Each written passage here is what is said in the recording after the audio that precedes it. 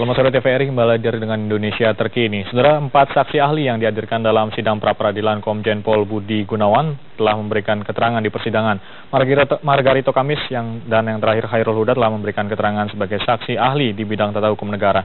Dan kita akan bergabung dengan Vera Belinda untuk mengikuti informasi selengkapnya. Jenderal Polisi Budi Gunawan tengah mendengarkan keterangan saksi ahli Dr. Khairul Huda. Dr. Khairul Huda yang merupakan ahli hukum pidana, merupakan saksi ahli keempat atau yang terakhir yang memberikan pendapat di persidangan, di mana saksi pertama adalah Profesor Dr. Romli Atma Sasmita, yakni ahli hukum pidana.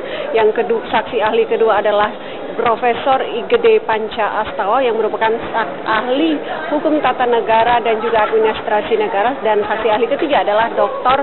Margarito Kamis. Ahli hukum tata negara Margarito Kamis dimintai keterangan sejumlah pendapat, salah satunya terkait polemik pelantikan Komjen Polisi Budi Gunawan sebagai Kapolri. Sementara saksi ahli kedua adalah Profesor Igede Panca Astawa juga dimintai sejumlah pendapat yang hampir sama dengan Profesor Romli Atma Sasmita. Guru Besar Universitas Padjadjaran Bandung tersebut dimintai pendapat terkait wewenang KPK dalam kasus hukum yang menjerat Komjen Budi Gunawan terkait dugaan kepemilikan rekening tak wajar.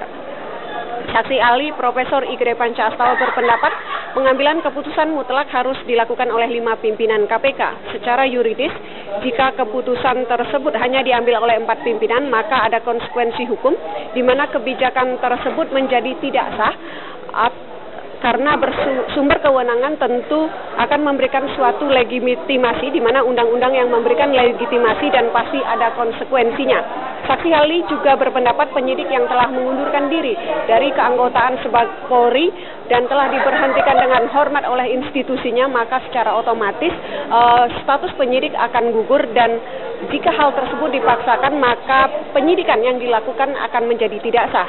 Sementara terkait prinsip kebebasan hakim dalam memutus suatu perkara, saksi ahli menyatakan adalah satu-satunya yang membatasi hakim adalah hukum. Karenanya hakim harus legalistik tetapi tidak boleh legistik.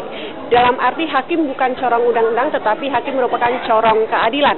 Makanya hakim memiliki kewenangan untuk menemukan hukum. Demikian informasi sementara dari kami, dari Pengadilan Negeri Jakarta Selatan. Kembali ke Anda di studio. Begitu.